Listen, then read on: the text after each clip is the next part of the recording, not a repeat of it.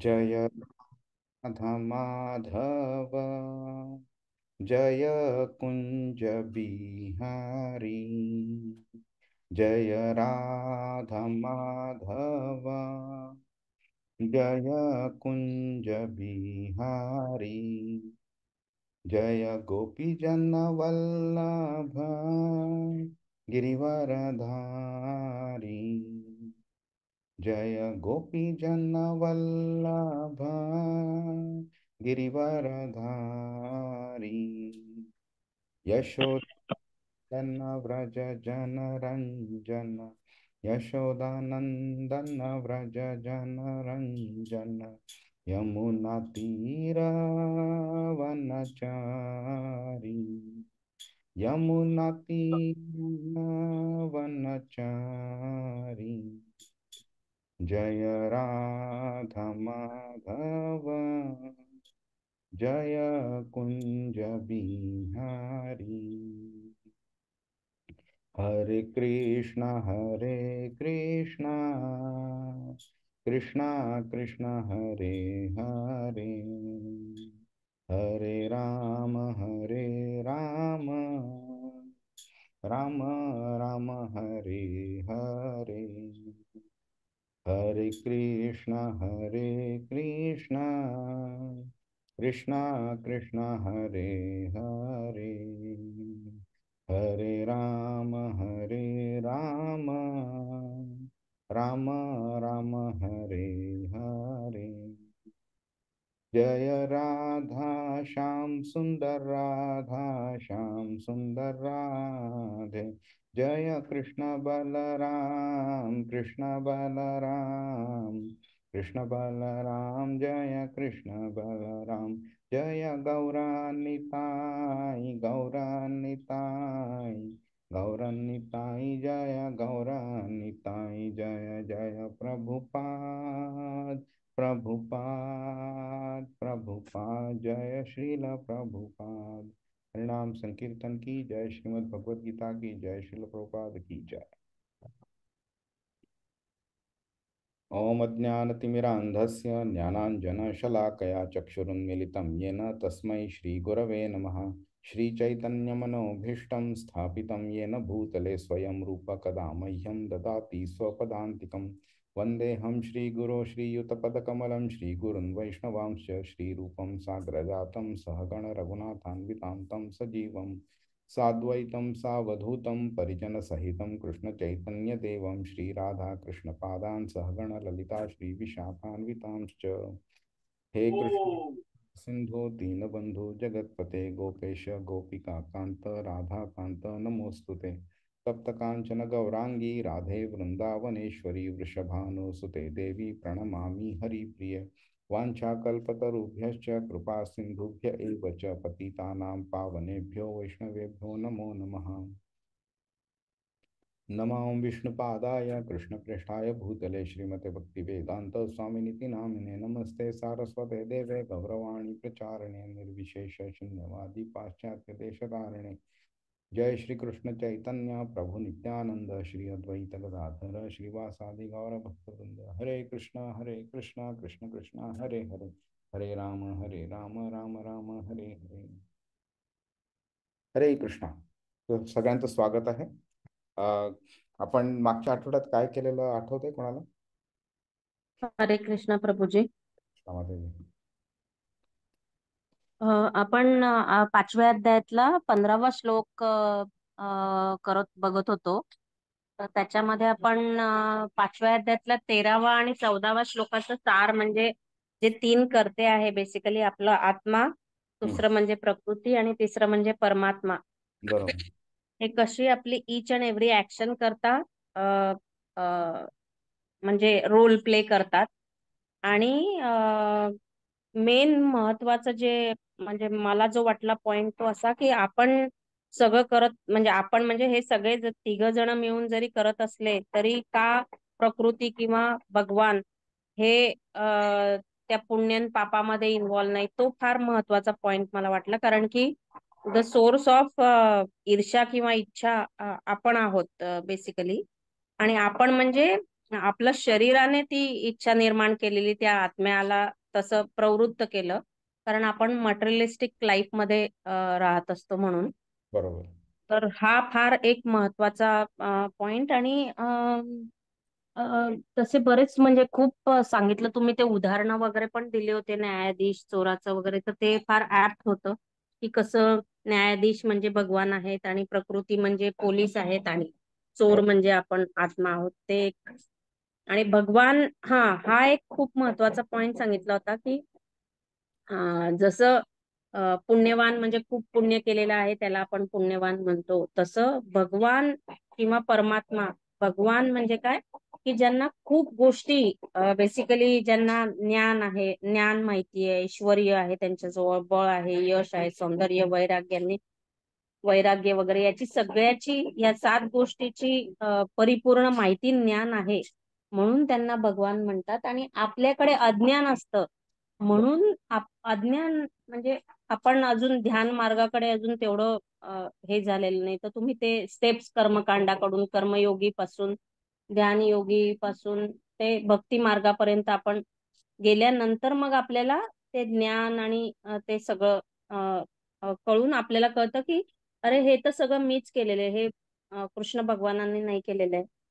आणि भगवान आणि प्रकृती आणि आत्मा याच्यामध्ये आपण प्रकृती आणि भगवान यांच्या मध्ये आहोत बेसिकली, असं एक तुम्ही अ, महत्वाचा, मला बरोबर. जे महत्वाचे पॉइंट वाटले ते मी प्रभूजी सांगते. खूप छान. खूप छान. Thank you so much. अजून कोणाला काही पॉइंट्स ऍड करायचे आहेत? अभिनीत प्रभू, रोहिणी माताजी, सुहास प्रभू. हा, प्रभू ऑलरेडी माताजीने कव्हर केले हं. बऱ्यापैकी. फक्त भगवान जे आहेत त्यांचे तुम्ही ते ऐश्वर्य असतं, शाह ऐश्वर्य, सहा त्याचा ऐश्वर्य. हा. त्याचं ऐश्वर्य ते तुम्ही एक्सप्लेन केलेलं. कोण ते आठवतंय का हे हे डेफिनेशन भगवानांचं कोणी दिलेलं? आपण बोललो होतो त्याबद्दल. हे परा पराशर मुनी. बरोबर. पराशर मुनी. बरोबर. आणि पराशर मुनी हे कोण आहेत? ते शिष्य होते ना व्यासांचे. व्यासदेवांचे वडील. वडील. करेक्ट. बरोबर. अच्छा. तर सत्यवती जी आहे ना व्यासदेवांची आई, त्या सत्यवतीला पराशर मुनींनी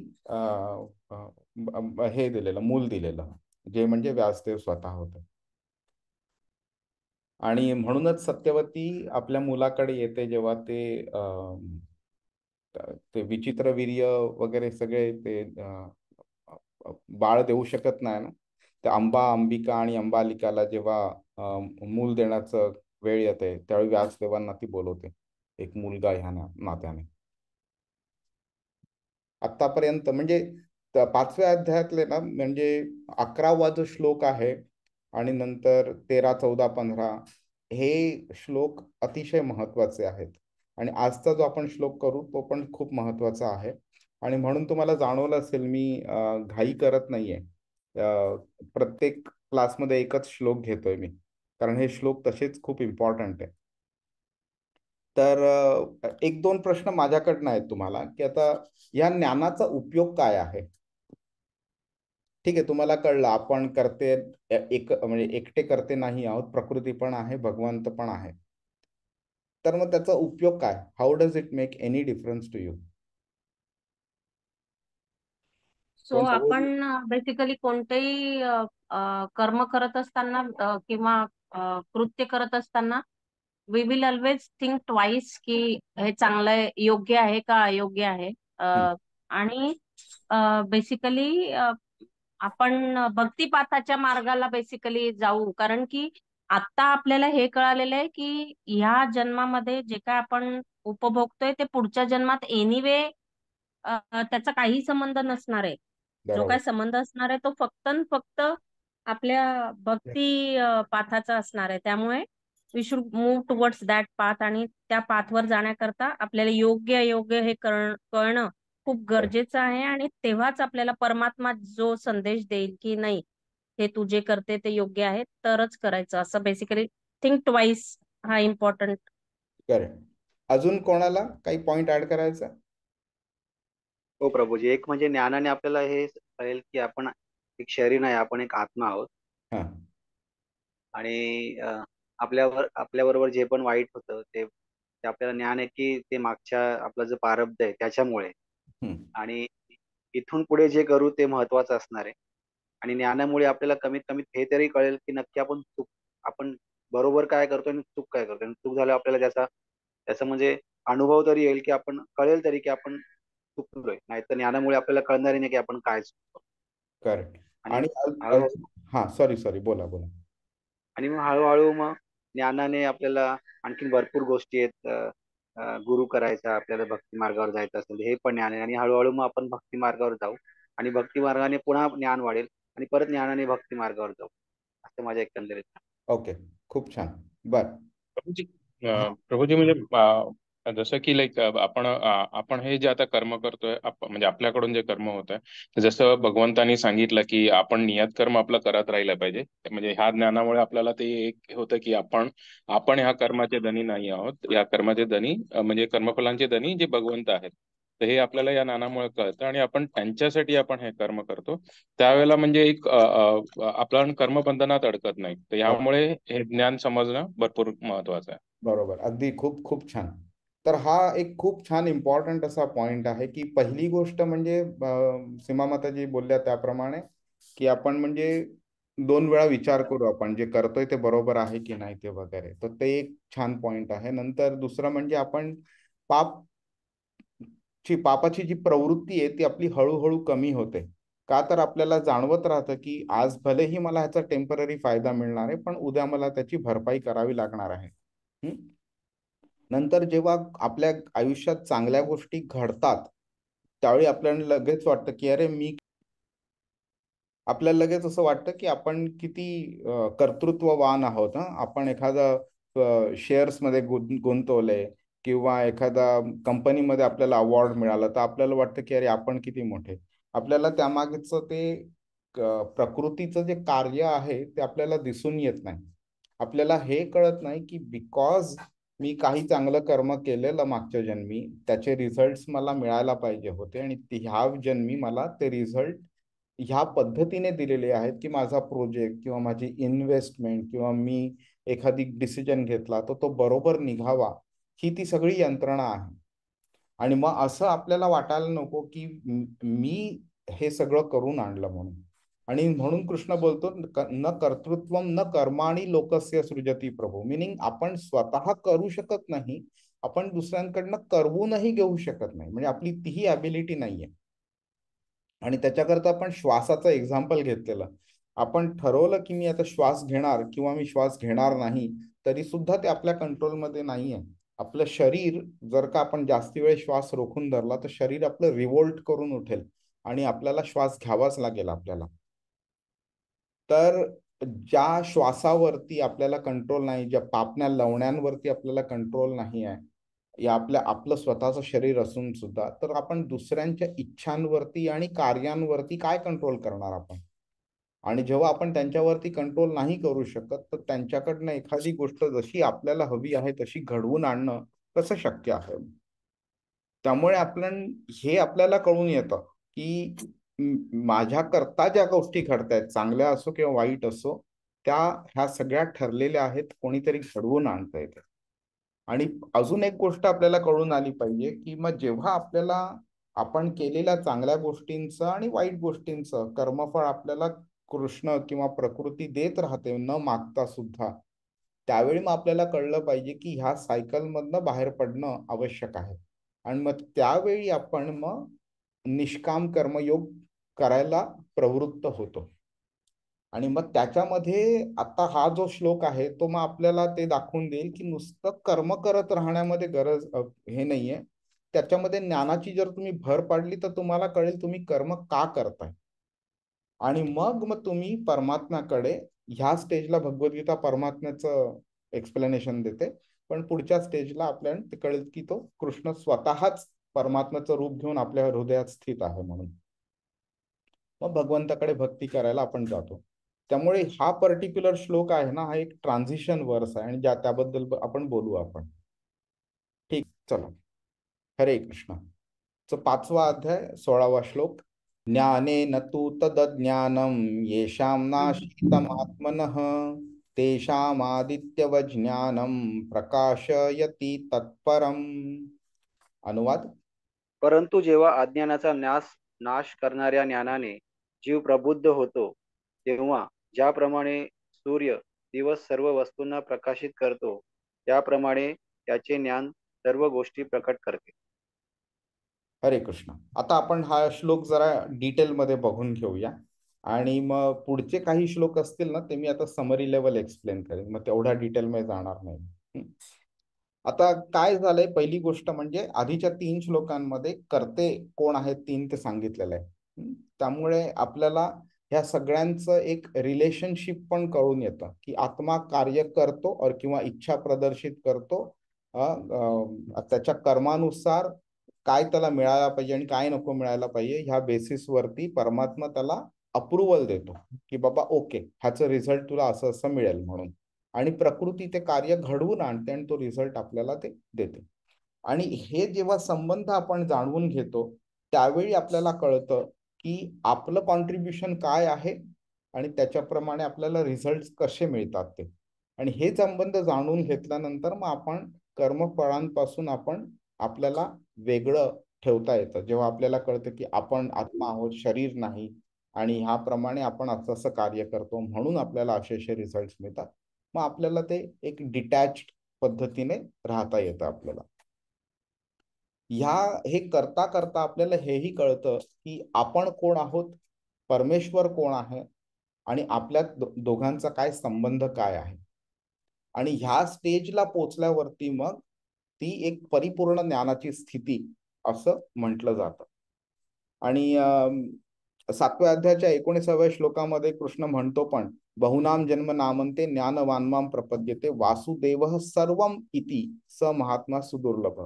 म्हणजे तो बोलतो की असा महात्मा मिळणं खूप दुर्लभ आहे ज्याला कळतं की वासुदेव सर्वम इति, वासुदेव कृष्ण इज एव्हरीथिंग, कृष्णा व्यतिरिक्त काहीच नाहीये ह्या स्टेजला पोहोचल्यावरती. पण हे स्टेजला पोहोचणं किती सिंपल आहे तर खूप डिफिकल्ट आहे. बहुनाम जन्म नामंते ज्ञानवानमाम प्रपद्यते, भरपूर भरपूर जन्म घेतल्यानंतर आणि कृष्णाची भक्ती केल्यानंतर ह्या स्टेजला पोहोचणं शक्य आहे. ओके.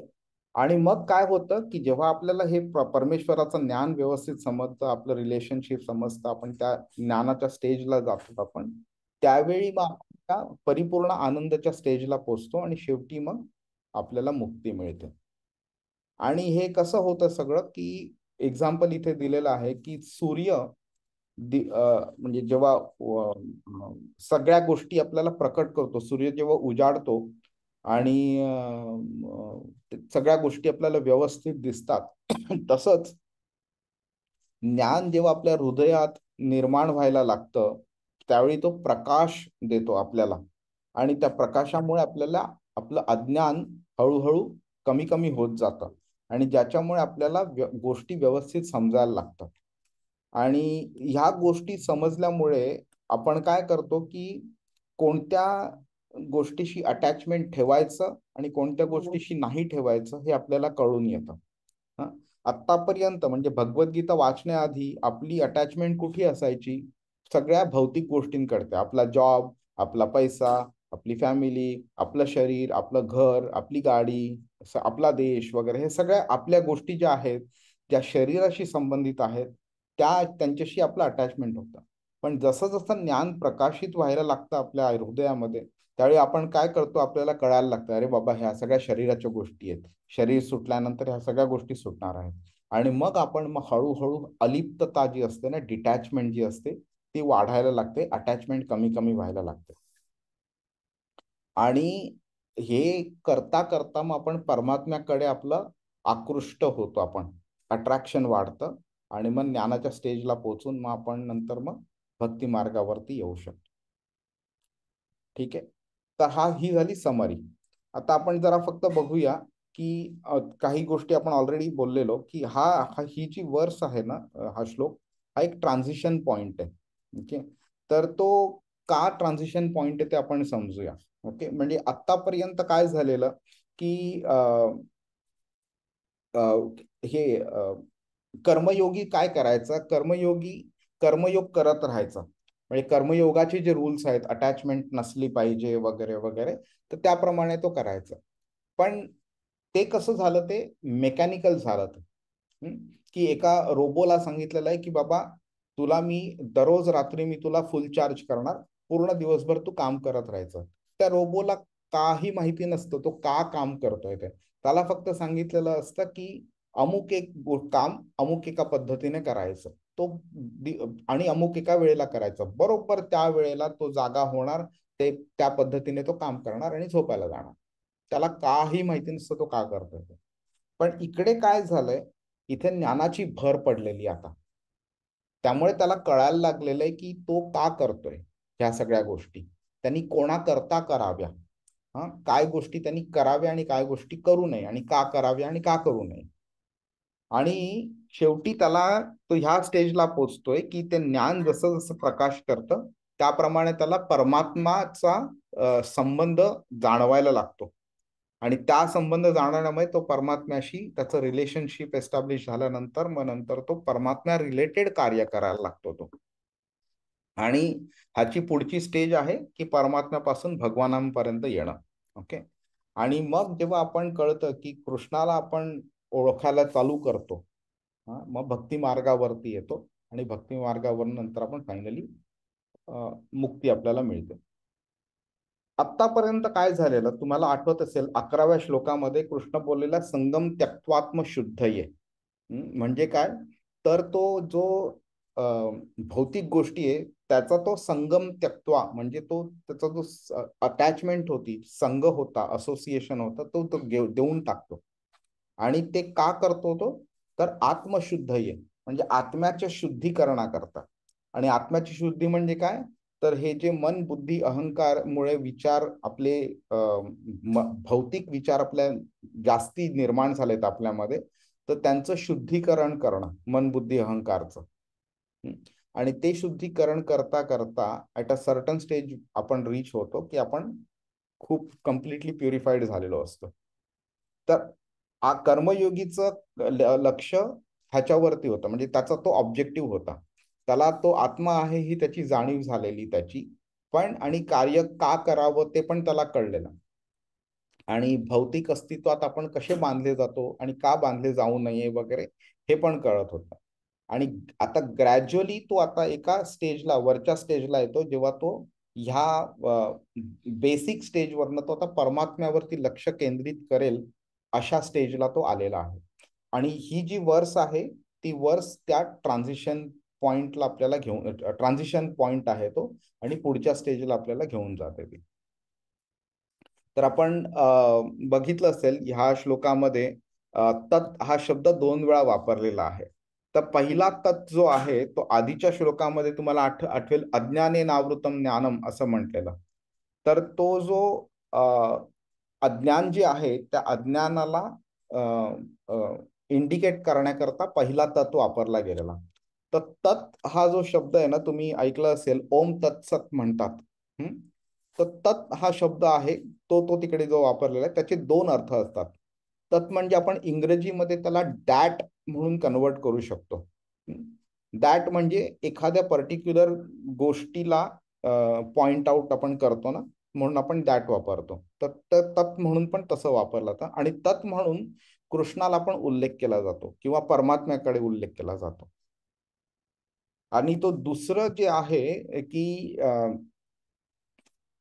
दुसरा तत् जो वापरला आहे तो त्यांनी जे एक्झाम्पल दिलेलं आहे ना, की सूर्य कसं प्रकाशित करतो सगळ्या गोष्टीला आणि अंधाराचा नाश करतो, तर ते त्या एक्झाम्पलला इंडिकेट करायला की तो दुसरा तत् वापरला गेलेला आहे. आणि पुढचा जो श्लोक आहे 17वा, त्याच्यामध्ये कृष्ण तत् 4 वेळा वापरतो. तर तो जो तत् वापरलेला आहे तिकडे तो परमात्म्याला इंडिकेट करण्याकरता. हरे कृष्ण. आपण बघूया पुढचा. आता त्यांनी कृष्णांनी ना एक उदाहरण दिलंय की सूर्य गोष्टी प्रकाशित करतो, त्यामुळे आपल्याला छान गोष्टी दिसतात व्यवस्थित, आणि आपण मग त्याप्रमाणे आपण आपले ऍक्शन्स घेऊ शकतो. तर म्हणून त्यांनी तेषाम आदित्य व ज्ञानम प्रकाशयती तत्परम. ठीक आहे. तर मग तेषाम मिनिंग काय? त्याप्रमाणे.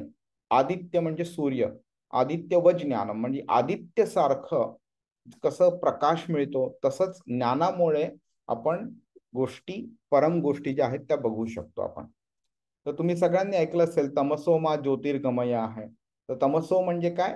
अंधार. म्हणजे तमस म्हणजे खरं आपण बोलतो ना सत्वगुण, रजोगुण आणि तमोगुण.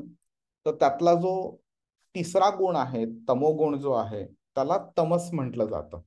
ओके. आणि त्या तमसातून ज्योतिर्गमय म्हणजे प्रकाशाकडे येणं.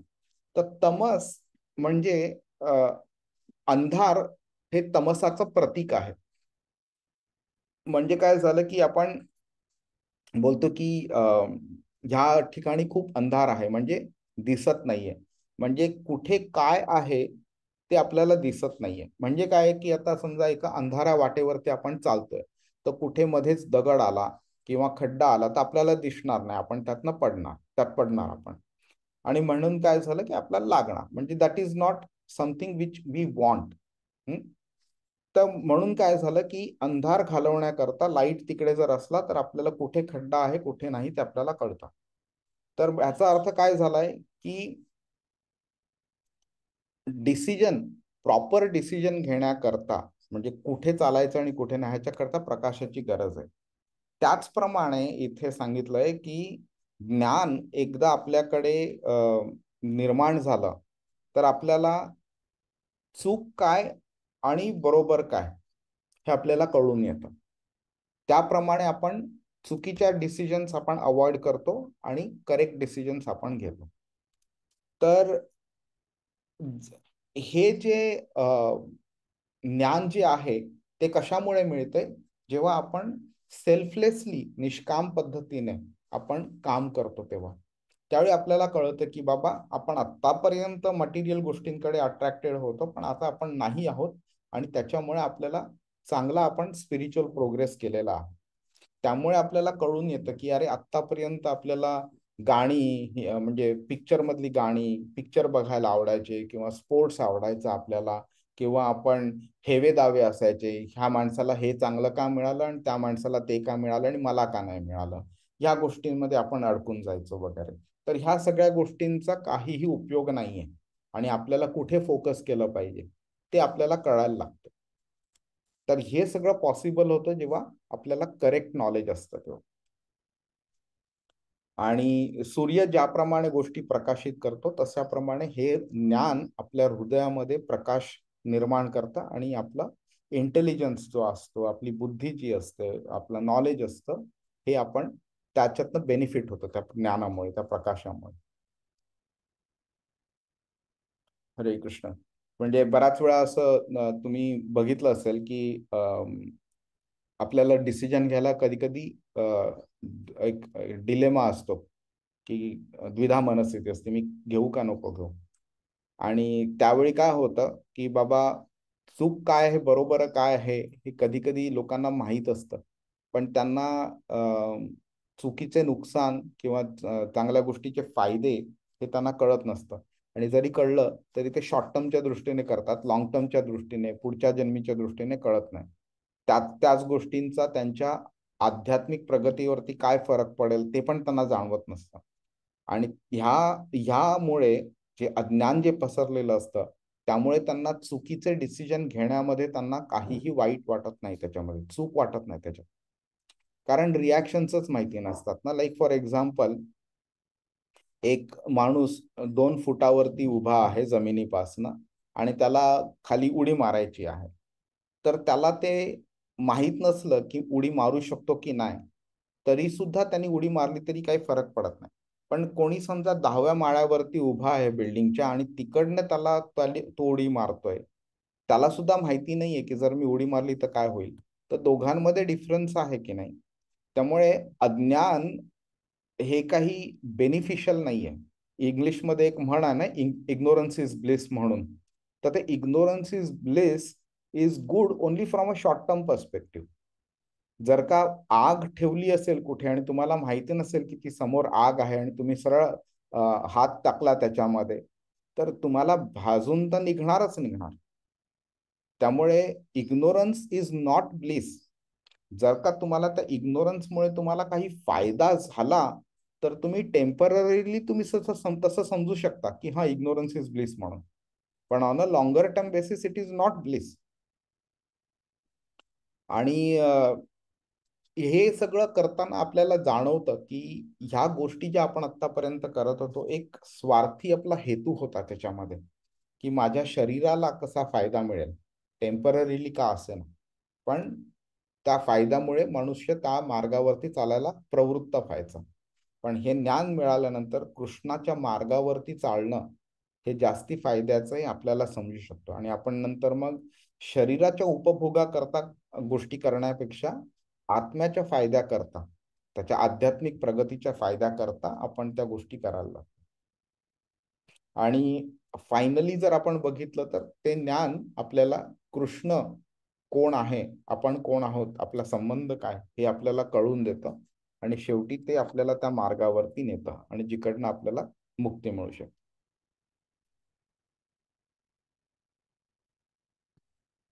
बर, आता आपण ह्याबद्दल बोललो, मी परत डिटेलमध्ये जात नाही मी, की जे अंधार आहे ते तो दूर करणं का आवश्यक आहे. आपण ह्याबद्दल बोललो की वाटेवरती खड्डे वगैरे असतात आणि आपण त्यातनं पडू शकतो वगैरे. आणि बऱ्याच वेळा काय होतं म्हणजे की दोन ऑप्शन्स असल्यावरती आपण कोणता डिसिजन घ्यावा आणि कोणता घेऊ नये हे डिसिजन घेण्याकरता सुद्धा त्या ज्ञानाची मदत होते. तर आपण अशा स्टेजला पण पोचतो की वाईटाला चांगलं आणि चांगल्याला वाईट असं पण आपण समजतो. बराच वेळा असं होतं ना की एखादी व्यक्ती असते, त्याला चूक करायची असते, त्याला माहिती असतं ते चूक असेल, पण आणि त्याला चूक करायची पण असते. पण त्याचा एखादा मित्र असतो किंवा आई वडील किंवा बायको नवरा कोणी असेल, त्याला सांगतं की बाबा असं नको करू, तुला नुकसान होईल त्यातनं, ते चांगलं नाहीये, बरोबर नाही. पण त्याला ती इच्छा इतकी त्याची प्रबळ झालेली असते की प्रत्येक व्यक्ती जी त्याला करण्यापासनं परावृत्त करते त्याला ते व्यक्ती आवडत नाही. आणि जी व्यक्ती त्याला सपोर्ट करते करण्याकरता त्याला ते जास्ती आवडतं. आणि तुम्ही बघितलं पण असेल, हे कधी कधी अशा द्विधा मनस्थितीमध्ये आल्यानंतर आपण कोणाकडे तरी सल्ला घ्यायला जातो. बरेच लोक सल्ला घेतात ना. सल्ला घेताना त्यांचा एक चॉईस ऑलरेडी ठरलेला असतो, पण त्यांना जाणवत असतं की ते करणं बरोबर नाहीये कारण अमुक एका रिझनमुळे, आणि त्यांना जाणवत असतं की बरोबर काय आहे तरी. म्हणून काय होतं की ज्या व्यक्तीकडे सल्ला घ्यायला जातात ते त्या व्यक्तीला ती गोष्ट जी रिप्रेझेंट करायची असते ती अशा पद्धतीने रिप्रेझेंट करतात की ज्यामुळे त्या व्यक्तीला तो ते भाग पाडतात की हा जो तुम्हाला जे करायचं ना तेच बरोबर आहे हे सांगण्याकरता.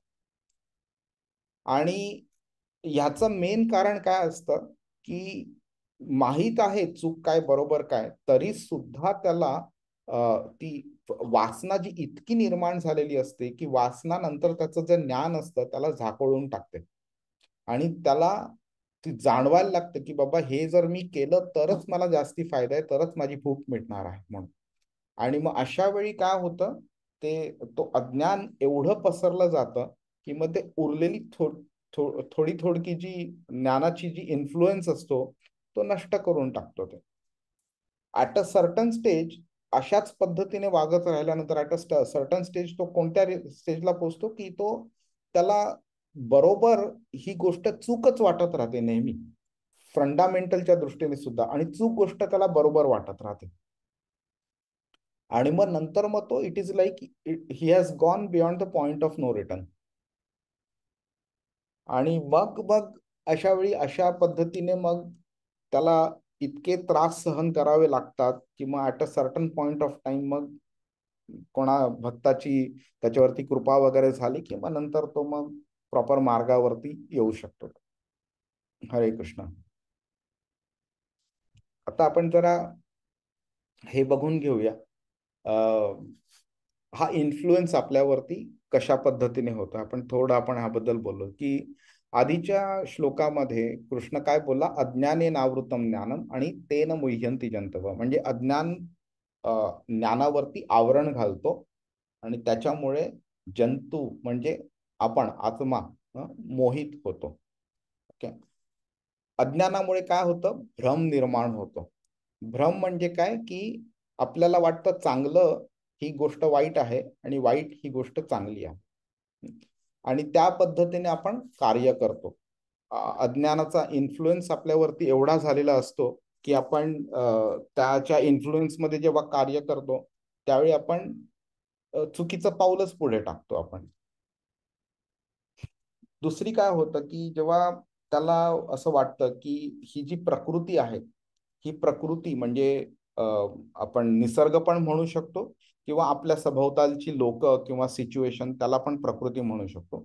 ज्या पण गोष्टी प्रकृतीने नियंत्रित केलेल्या आहेत त्याला आपण आपल्याला वाटतं की आपण पण नियंत्रित करू शकतो आणि त्यातनं आपण आनंद मिळवू शकतो. फॉर एक्झाम्पल कसं आहे की आपण मूळ आत्मा आहोत. आपण मूळ जो आहे ते हे आपण शरीर नाही आहोत. आत्म्याच्या दृष्टीने जे कार्य केलं पाहिजे त्या दृष्टीने कार्य न करता आपण शरीराच्या दृष्टीने कार्य जास्ती करतो. त्यामुळे काय होतं, शरीराला आपण स्वतः आहोत असं आपण समजून चालतो आणि त्या बेसिसवरती मग नंतर आपली कार्य होतात. त्यामुळे आपल्याला काय वाटतं की शरीराला जर सुख मिळालं तर आपल्याला सुख मिळेल. आत्म्याच्या सुखाकडे आपण अजिबात लक्ष करत नाही आणि ही सगळी प्रकृतीची जी अरेंजमेंट आहे त्याला आपण निग्लेक्ट करतो आणि आपण आपल्या पद्धतीने त्याला कंट्रोल करायचा प्रयत्न करतो.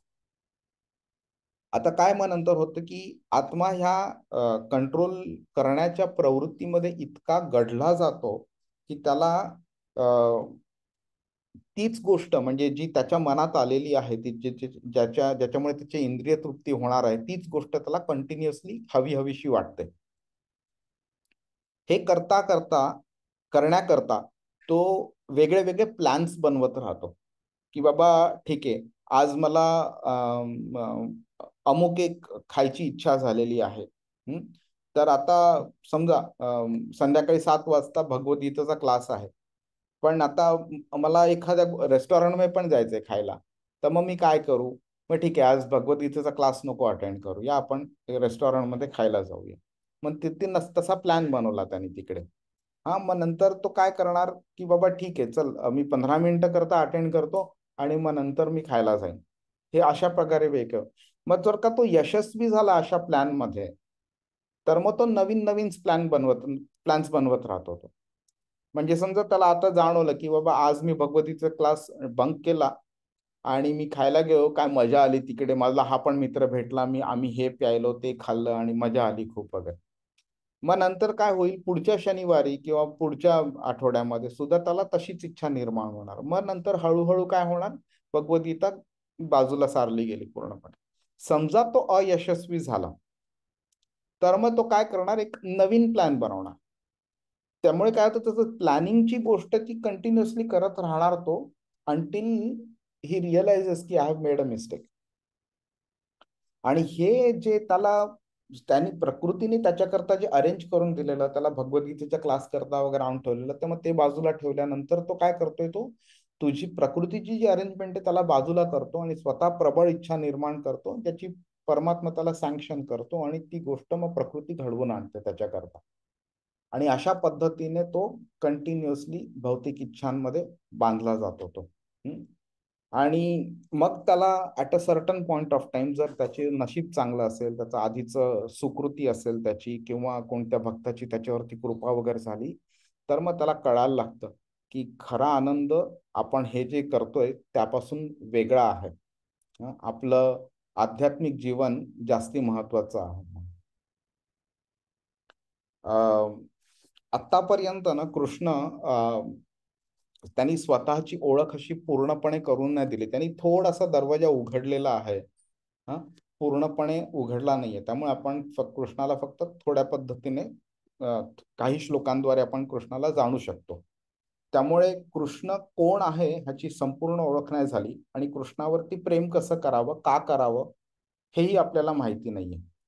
पण तरी सुद्धा एवढं आपल्याला नक्की कळलेलं आहे की मी आता एक आत्मा आहे मी शरीर नाही. आत्मा असल्यामुळे मला मुक्तीच्या दिशेने प्रगती करण्याची आवश्यकता आहे. आणि एवढं ज्ञान सुद्धा पुरेसं आहे आपल्याला अध्यात्माच्या मार्गावरती चालत राहण्याकरता. हरे कृष्ण. भ्रम आपण म्हणतो ना की बाबा भ्रम झालाय कोणाला वगैरे, तर भ्रम हा सोसायटीच्या दृष्टीने जेव्हा आपण शब्द वापरतो तर त्याचा अर्थ काय असतो की बाबा अमुक एक गोष्ट अमुक नाही आहे पण ती तमुक आहे म्हणून त्याला ती अमुक समजणं हा भ्रम आहे, कारण ती खरोखर बघितलं तर तमुक आहे. तर तोच टेक्निकली पण इकडे तसाच अप्लाय होतो, पण फक्त कॉन्टेक्स्ट चेंज होतो तिकडे. ओके. आपल्याला काय झालंय, आपण श्रीकृष्णाला आपण विसरलो आहोत आणि आपल्याला वाटलंय की आपण प्रकृतीमध्ये आपण आलेलो आहोत का तर आपल्याला मजा करायची, एन्जॉय करायचे, म्हणून आपण आपल्या शरीराला आपण स्वतः असं समजून बसलेलो आहोत.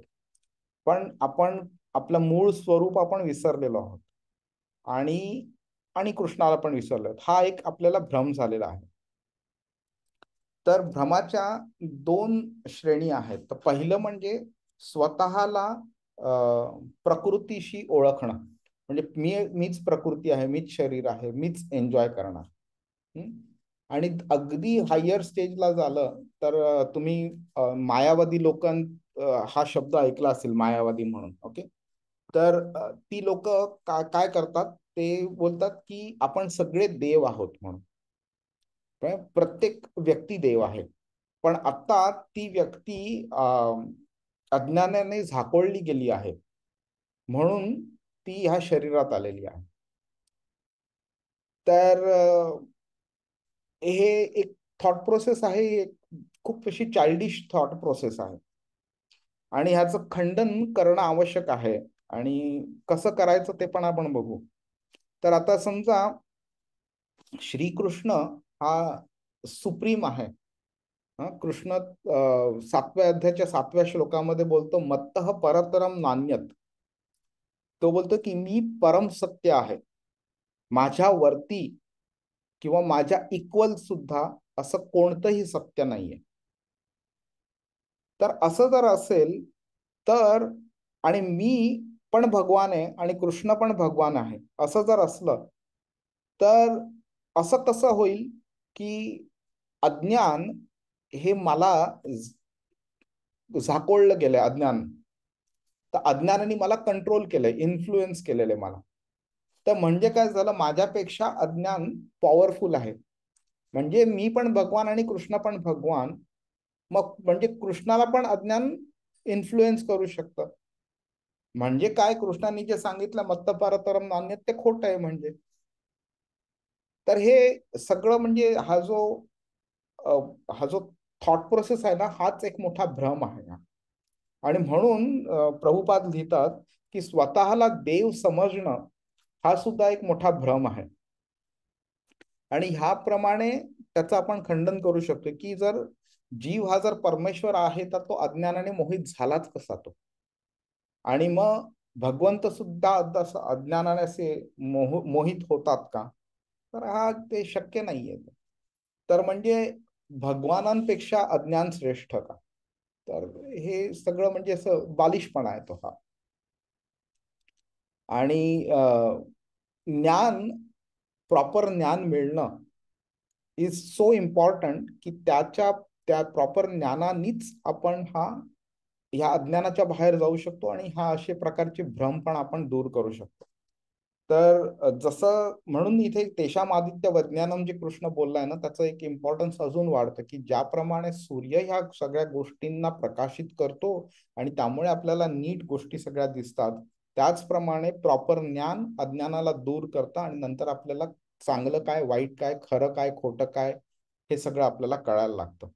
आणि म्हणून त्यावेळीच आपल्याला कळू शकते की कृष्ण कोण आहे, आपण कोण आहोत, ज्ञान काय आहे, अज्ञान काय आहे, ते सगळं आपल्याला कळू शकतं. आणि हे कधी पॉसिबल होतं, कोण सांगू शकेल? ज्ञान आपल्याला कधी आणि कसं मिळू शकतं, कोण सांगू शकेल? प्रभूजी, ज्ञान आपण जेव्हा आध्यात्मिक गुरुकडे जाऊ तेव्हा मला वाटतं आपल्याला ज्ञान मिळू शकतं. एक्झॅक्टली. तर हे गुरुची जेव्हा आपल्यावरती कृपा होते, आपण गुरुला आपण म्हणजे शिष्य म्हणून समर्पित करतो. गुरु आपल्याला मार्गदर्शन करतो आणि त्या मार्गावरती जसं आपण चालायला लागतो तसं तसं आपल्याला त्याची कृपा मिळत राहते आणि त्याच्यामुळे आपल्याला ज्ञान मिळत राहतं. तर म्हणून प्रभुपाद इथे ना इंग्लिश भगवद्गीतेमध्ये ना नुसतं गुरु म्हणजे नुसतं स्पिरिच्युअल मास्टर म्हणत नाही, तर त्याला बोनाफाईड स्पिरिच्युअल मास्टर म्हणतात. Bona fide meaning an authentic and authorised spiritual master. आणि हे काय इम्पॉर्टंट आहे ते जर आपण बघून घेऊया की तो गुरु आहे तो स्वतःला देव समजत नाही तो. आणि आपण ह्याबद्दल बोलूया. ह्याच्यामध्ये मी एक ऍड केलेलं आहे इथे पॉइंट, ही जी प्रक्रिया जी आहे ना ज्ञान मिळवण्याची, तर कृष्ण इथे बऱ्याच वेगळ्या वेगळ्या श्लोकांमध्ये सांगतो. आपल्याला आठवत असेल 4थ्या अध्यायामध्ये सुद्धा कृष्णाने ज्ञानाबद्दल काही श्लोक बोललेला 36, 37, 38 मध्ये. त्यावेळी त्यांनी काही शब्द वापरलेले, सर्वम ज्ञानप्लवेनैव. म्हणजे ज्ञानाला एका बोटी बरोबर कम्पेअर केलेलं आहे.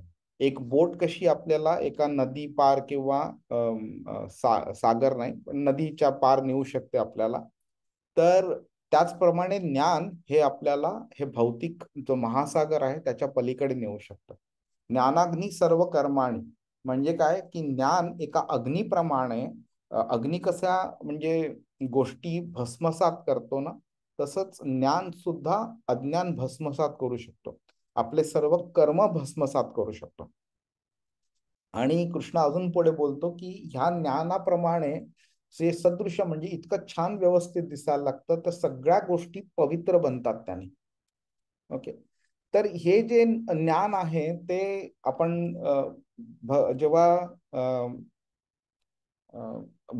गुरुच्या शरणात येतो आपण, आणि गुरु जेव्हा आपल्याला आपला शिष्य त्याचा शिष्य म्हणून एक्सेप्ट करतो, त्यावेळी ह्या सगळ्या गोष्टीचा प्रकाश आपल्या म्हणजे हृदयात निर्माण होतो. आणि त्यानंतर आपल्याला गोष्टी चूक काय बरोबर काय हे कळायला लागतं आणि नंतर आपल्याला कृष्णाच्या मार्गावरती चालायला मदत होते. तर पहिली स्टेप काय असते की इथे आपली इच्छा होणं गरजेचं आहे. आणि दॅट इज पॉसिबल जेव्हा आपल्याला कमीत कमी थोडं तरी ज्ञान असतं. मग आपण गुरुच्या शोधात जाऊ शकतो. आपलं नशीब जर चांगलं असेल तर गुरुच आपल्या शोधात पण येऊ शकतो. पण अशी वाट नाही बघितली पाहिजे. बरीच लोक अशी म्हणतात की कृष्णाची जेव्हा इच्छा होईल ना त्यावेळी तो मला बोलवेल आणि मग मी भगवद्गीता शिकायला चालू करेन. तर कृष्णाची इच्छा तेव्हाच निर्माण होते जेव्हा तुम्ही इच्छा निर्माण करता. जर तुम्ही इच्छा निर्माण केली की बाबा मला भगवद्गीता शिकायची नाही आणि मला आयुष्यभर मला फक्त मूवी बघायचे आहेत, स्पोर्ट्स बघायचे आहेत आणि पॉलिटिक्स मध्ये माझं जीवन काढायचंय, तर कृष्ण तशी तुम्हाला अरेंजमेंट करून दे. त्यामुळे तुमची इच्छा असणं जास्त इम्पॉर्टंट आहे. त्याप्रमाणे कृष्ण अरेंजमेंट करेल. भगवद्गीता शिकायला तो तुम्हाला ऑपॉर्च्युनिटीज देईल आणि त्याप्रमाणे तो तुम्हाला गुरुचा सहवास पण देईल. गुरु तुमच्याकडे शोधत येईल किंवा तुम्हाला गुरुकडे तो नेऊन ठेवेल आणि त्याच्या मार्गदर्शनाखाली मग नंतर आपण प्रोग्रेस करू शकतो हळूहळू. नंतर काय की आपण हे बोललेलो ना की बोनाफाईड स्पिरिच्युअल मास्टर म्हणून, तर हा जो गुरु असतो ना तो गुरु स्वतःला कधी देव म्हणून समजत नाही. आणि हे एस्पेशली आपल्या भारतीयांना आणि हिंदूंना हे कळणं खूप गरजेचं आहे. आपल्याकडे असे बरेच ढोंगी गुरु निघतात. मला इथं त्यांचे नाव घ्यायचं नाहीये, नेसेसरीली पॉलिटिसाइज नाही करायचं मला हे लेक्चर, बट मी कोणाबद्दल बोलतोय हे तुम्हाला कळायला जास्त वेळ नाही लागणार. तर स्वतःला ते म्हणजे की बाबा मी हातामधनं राख निर्माण करू शकतो, अशा पद्धतीचे गुरु निघतात वगैरे. तर आमचे एक इस्कॉन मधले एक संन्यासी होते, ते आता नाही आहेत ह्या जगामध्ये. तर त्यांनी एक खूप सुंदर लेक्चर दिलं होतं. मी जमलं तर इंग्लिशमध्ये आहे ते, मी त्याची लिंक टाकतो, युट्यूबवरती आहे ते. आणि गॉड, डेमिगॉड अँड इन्कार्नेशन्स म्हणून. तर ते लेक्चर सुरुवातीपासून शेवटपर्यंत बघा आणि मन लावून बघा तुम्ही. अतिशय फॅन्टास्टिक लेक्चर आहे, ज्याच्यामुळे हे कळू शकतं की हे ढोंगी जे असतात ह्यांना आपण कसं आयडेंटिफाय करू शकतो. त्याच्यामध्ये एक व्यक्ती बोलते की गुरु म्हणजे ओके, तुम्ही ते लेक्चर बघा, त्याच्यात त्यांनी नाव घेतलंय त्याचं, पण तो कॅन्सर पेशंट्सना तो गुरु आहे म्हणून. त्याला विचारतात की तो गुरु कशाने ठरला, तो बोलते की तो कॅन्सर क्युअर करू शकतो म्हणून तो गुरु आहे. तर प्रभू त्या महाराजांनी त्यांना विचारलं की का त्या गुरुमध्ये ती शक्ती आहे का की जो कोणाला मृत्यूपासून वाचवू शकतो. तर तो बोलला की हो, वाचवू शकतो. मग बोलला, मी तो स्वतः कसा मेला मग तो, आणि त्याचे शिष्य जे आहेत ते कसे मरतायत, मग तो त्यांना का नाही वाचवत. मग त्यावेळी तो पुढे माणूस काय बोलू शकला नाही. तर म्हणजे काय होतं की जरा तुम्ही थोडंसं ज्ञान, थोडंसं लॉजिक जर अप्लाय केलं तर तुम्ही लगेच खंडन करू शकता की ढोंगी कोण आहे आणि खरा कृष्णाचा प्रतिनिधी म्हणून आलेला गुरु कोण आहे ते. आणि ह्याच्याकरता परंपरेचं खूप मोठा योगदान असतं त्याच्यामध्ये. आपण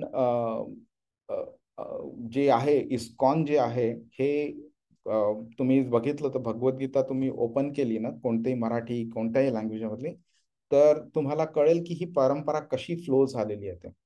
श्रीकृष्णाचा पहिला शिष्य ब्रह्मा होता.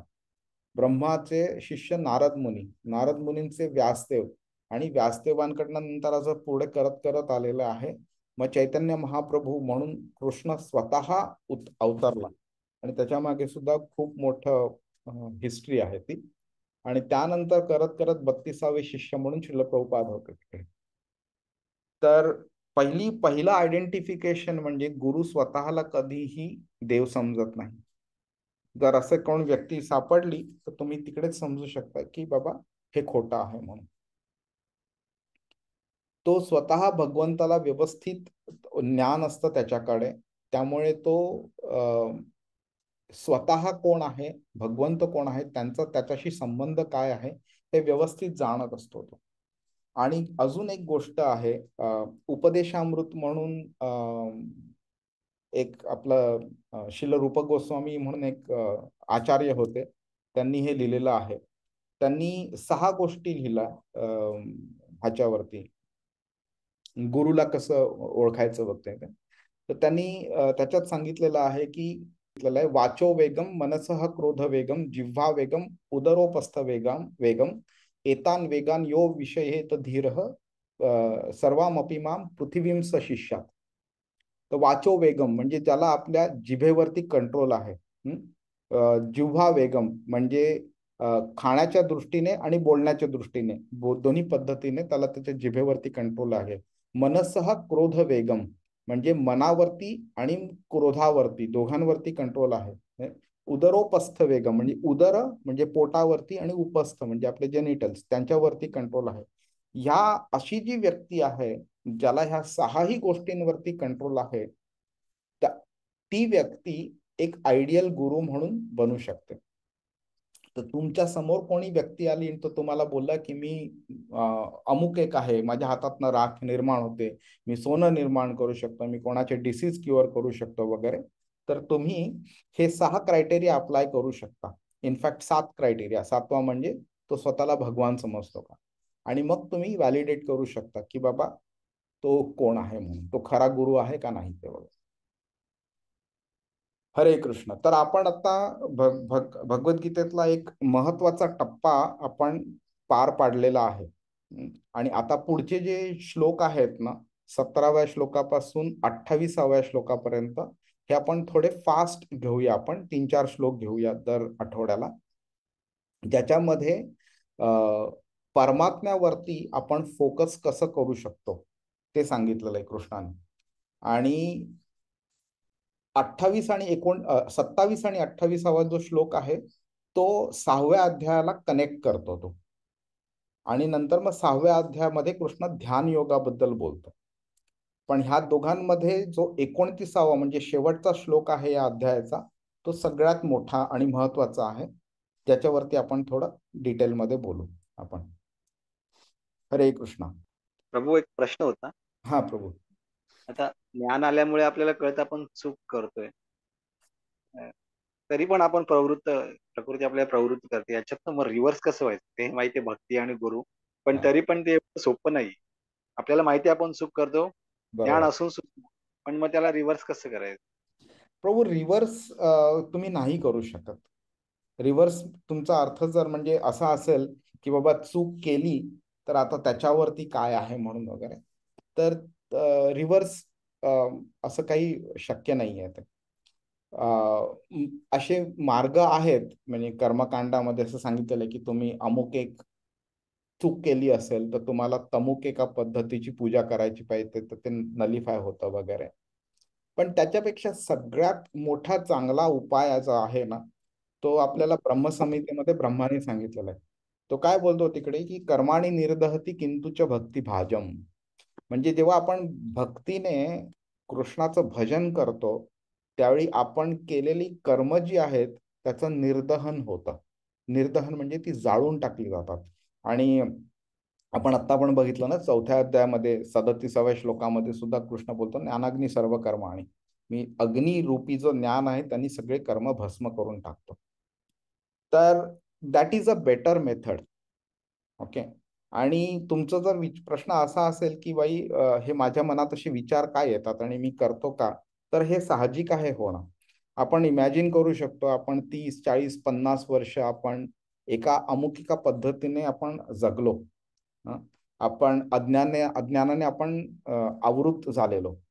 आणि त्यामुळे आपण चूक काय बरोबर काय हे माहिती नव्हतं. आणि आपण इव्हन त्या स्टेजला सुद्धा पोहोचलेलो ज्याला आपण कोणतीही गोष्ट केल्यावरती आपल्याला वाटायचं की आपण बरोबर करतोय म्हणून, त्यातली चूक काय हे आपल्याला कळायचंच नाही. अशा स्टेजला पोहोचल्यानंतर it is not practical to expect की बाबा ताबडतोब आता भगवद्गीतेचा हा श्लोक मी शिकलो आणि दुसऱ्या दिवशीपासून आपली प्रवृत्ती चेंज झाली. ते प्रॅक्टिकली तसं होत नाही. त्याला ग्रॅज्युअली ते चेंज होतात. काही काही लोकांना वर्ष पण लागू शकतात, काही काही लोकांना महिने लागतात, काही काही लोकांना दशक पण लागू शकतात. तर आपण आपली भगवंतावरती किती भक्ती आहे, किती आसक्ती आहे, त्याप्रमाणे आपण किती ह्या चक्रातनं लवकर बाहेर पडू शकतो ते ठरतं. आपण जर आपण हे ज्ञान अतिशय सिरियसली घेतलं आणि भगवंताकडे आपण म्हणजे चॅन्टिंग वगैरे एकदम स्ट्रॉंगली करायला लागलो, भगवद्गीतेचं पठण आपण स्ट्रॉंगली करायला लागलो वगैरे, तर ह्यातनं बाहेर पडणं लवकर होऊ शकतं. पण जर का हे ज्ञान आणि चॅन्टिंग आणि भक्ती वगैरे आपण अगदी लाईटली घेतलं तर आपल्याला बाहेर पडायला पण त्यातनं वेळ लागतो. पण तुमचा प्रश्न रिव्हर्स बद्दल होता म्हणून एक अजून गोष्ट सांगतो मी. प्रभुपाद नेहमी हे बोलायचं की बरीच लोक एस्पेशली हरिद्वार ऋषिकेश मध्ये राहणारी लोक वगैरे किंवा इतर अदरवाईज सुद्धा जे कर्मकांडावरती जास्ती विश्वास ठेवतात, त्यांचा समज काय असतो की गंगेत न्हावून आलं तर आपले सगळे पाप मिटून जातात. पण प्रभुपादांनी सांगितलं की तसं नाहीये. असं नाही आहे की तुम्ही एकदा गंगेमध्ये न्हायलात आणि तुमची पाप सगळी निघून गेली, की तसं नाही होत. गंगेत तुम्ही over a period of very very long time तुम्ही अंघोळ केली तुम्ही, त्यानंतर मग तुमची पाप तुमची निघून जातात. आणि ते पण असं नाही की सगळीच्या सगळी पाप जातील. पण प्रभुपाद नेहमी हा प्रश्न विचारायचे की भलेही तुमचे पाप निघून गेले तरी एक वेळ भलेही जातील ते, पण ज्या बुद्धीमुळे तुम्ही ती पाप केलेलं, ती जी पाप बुद्धी तुमची होती, त्या पाप बुद्धीचं प्युरिफिकेशन कसं होणार? मी एखादी चूक केली, मला न्यायाधीशाने पकडलं आणि मी माफी मागितली आणि न्यायाधीशाने आणि ज्या माणसाकडे माझी चूक झाली त्या दोघांनी मला माफ केलं, तर ठीक आहे, मला ती शिक्षा नाही मिळणार. पण त्याचा अर्थ हा नाही की ज्या पापबुद्धीने मी ते पाप केलेलं त्या पापबुद्धीचा पण नाश होणार आहे.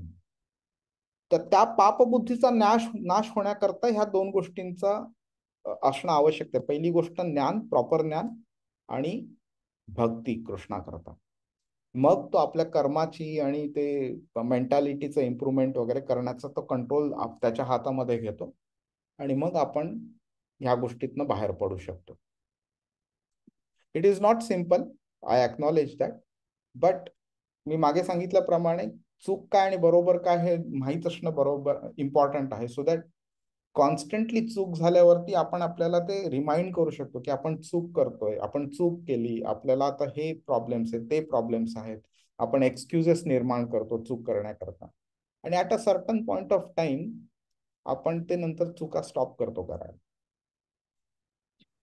प्रभूजी एकच सॉरी, एक म्हणजे जरा फंडामेंटलच क्वेश्चन म्हणेल मी, की चूक आणि बरोबर हे ना व्यक्ती प्रमाणे चेंज होतात. जसं आता याच भगवद्गीतेचं आपण उदाहरण घेतलं, की आपल्याला जनरली वाटेल की युद्ध करणं हे म्हणजे चूक आहे, पण कृष्ण भगवान इथे त्याला सांगतात की अरे हे का बरोबर आहे. तर त्या स्टेजला, अर्जुनाच्या स्टेजला, किंवा इवन कोणते म्हणजे इवन आपल्या सर्वसामान्यांचं जरी उदाहरण घेतलं तरी मला एखादी गोष्ट बरोबर वाटेल ती दुसऱ्याला एखादी चुकीची वाटेल. तर ते कसं काय, म्हणजे ते थोडस एक मला प्रश्न पडलाय की कसं काय आपण जे म्हणतो ते म्हणजे आपल्याला जे चांगलं वाटतंय ते खरोखरच चांगलं आहे का, याचं कसं काय आपल्याला कळू शकतं? अगदी खूप सुंदर प्रश्न आहे, आणि इकडे आपल्याला गुरुची गरज लागते. इकडे बऱ्याच वेळा असं होतं, आपण अशा आपण आपण एक्झाम्पल घेऊया. दोन गोष्टी आहेत, एक मटेरियल सिच्युएशन आहे आणि एक स्पिरिच्युअल सिच्युएशन आहे. तर स्पिरिच्युअल सिच्युएशन मध्ये जर का आपल्याला जर का अशी द्विधा मनस्थिती आली, चूक काय बरोबर काय माहिती नाही, तर आपण लगेच आपण गुरुला विचारू शकतो, गुरु आपल्याला गाईड करू शकतो. किंवा अगदी समजा गुरु अल्ताप नसेल तरी आपल्याकडे बाकीचे डिवोटीज वगैरे असतात, सिनियर डिवोटीज असतात, त्यांना पण आपण घेऊ शकतो. म्हणजे कोण ना कोणतरी, भलेही चैत्य गुरु असेल, दीक्षा गुरु असेल, शिक्षा गुरु असेल, कोण ना कोणतरी तरी आपल्याला मार्गदर्शन करेल. मटेरियल सिच्युएशन्स मध्ये जेव्हा असं होतं ना, त्यावेळी इट इज नॉट सिम्पल. तुम्ही बोललात ते अगदी बरोबर आहे. इट इज नॉट सिम्पल की बाबा आपल्याला लगेच कळून येईल की चूक काय बरोबर काय म्हणून. आणि एकाला चूक वाटेल, दुसऱ्याला बरोबर वाटेल, दुसऱ्याला चूक वाटेल, पहिल्याला बरोबर वाटेल. पण ह्याच्यामध्ये एक फंडामेंटल आपण प्रश्न स्वतःला विचारू शकतो की हे जे मी करतोय त्याच्यामुळे मला आध्यात्मिक फायदा, आध्यात्मिक प्रगती होणार आहे का, मला कृष्णाकडे जायला मदत मिळणार आहे का, तर मी करीन, नाही तर मी नाही करणार. हा फंडामेंटल प्रश्न जरी आपण स्वतःला विचारला ना, तरी सुद्धा आपल्याला भरपूरशा सिच्युएशन्स मध्ये आपल्याला उत्तर मिळू शकतं आपल्याला. आणि ह्याच्या बेसिस, आणि दुसरं म्हणजे काय की चूक बरोबर शास्त्र ठरवतं. जर एक शास्त्रामध्ये एखादी गोष्ट सांगितलेली आहे की ही करावी, आणि आपल्याला सोसायटीने सांगितले की ती करू नाही, तर लगेच आपल्याला कळून येईल की चूक काय बरोबर काय. पण आपल्याला शास्त्राचं व्यवस्थित संपूर्ण नॉलेज नाहीये, आणि not necessary every situation is documented in शास्त्र. आणि अशा वेळेला जर आपल्याला क्वेश्चन आला मनामध्ये, तर मग you can apply this fundamental technique की बाबा माझ्या ह्या डिसिजनमुळे, जो 2 डिसिजन आहेत, तर कोणत्या डिसिजनमुळे माझी आध्यात्मिक प्रगती होणार आहे आणि कोणत्या डिसिजनमुळे माझी आध्यात्मिक अधोगती होणार आहे. आणि ह्या बेसिसवरती पण आपण डिसिजन्स घेऊ शकतो. आणि अगदी ते सुद्धा जमलं नसेल ना, तर अक्षरशः मनापासून कृष्णाला नमस्कार करा, अक्षरशः साष्टांग दंडवत घाला त्याला की बाबा तू सांग मी काय करू म्हणून. आणि he will teach you at the right time, in the right manner, at the right moment, सगळं तो करेल. ह्या संपूर्ण प्रोसेसमध्ये ना माताजी श्रद्धा plays the biggest role in this one. आणि त्यामुळे सुद्धा भक्तीचे जे 9 स्टेजेस आहेत ना, त्याच्यामध्ये आदौ श्रद्धा म्हणजे सगळ्यात आधी श्रद्धा येते. तर तुम्ही कृष्णाला जर का तुम्ही तुमचा स्वतःचा हात दिला आणि तुम्ही बोललात त्याला की बाबा आता माझा तू हात धर, तू ज्याप्रमाणे मार्गदर्शन करशील त्याप्रमाणे मी तुझ्याकडे येऊ शकेन म्हणून, तर त्यांनी हात धरल्यावरती यू विल रिमेन कॉन्फिडंट की तो तुम्हाला चुकीच्या मार्गावरती घेऊन जाणारच नाही. आणि you should be able to address all situations. खूप छान प्रभूजी, धन्यवाद. हरे कृष्णा. तर मग आपण हा प्रभूजी, हा तुम्ही बोला. तुम्ही श्रील तमाल कृष्ण गोस्वामींबद्दल हो बोललेलात का? तुम्ही जे हो हो हो हो त्यांची आता मी एक लिंक मध्ये तुम्ही बोलला होता, मी शोधत होतो, हा तर त्यांचा एक युट्यूब व्हिडिओ त्याचा आला आहे. तुम्हीच पोस्ट करा ना त्या ग्रुपवरती, गॉड डेमिगॉड्स अँड इन्कार्नेशन्स म्हणून तो व्हिडिओ आहे, ते लिंक हो. करून टाका. सगळ्यांना रिक्वेस्ट करतो मी, अगदी प्लीज वाचा तो बघा तो व्हिडिओ. अतिशय म्हणजे सिंपल लँग्वेज मध्ये एकदम म्हणजे डिटेल्ड असं फिलॉसॉफी त्यांनी एक्सप्लेन केलेली. हरे कृष्णा. थँक्यू.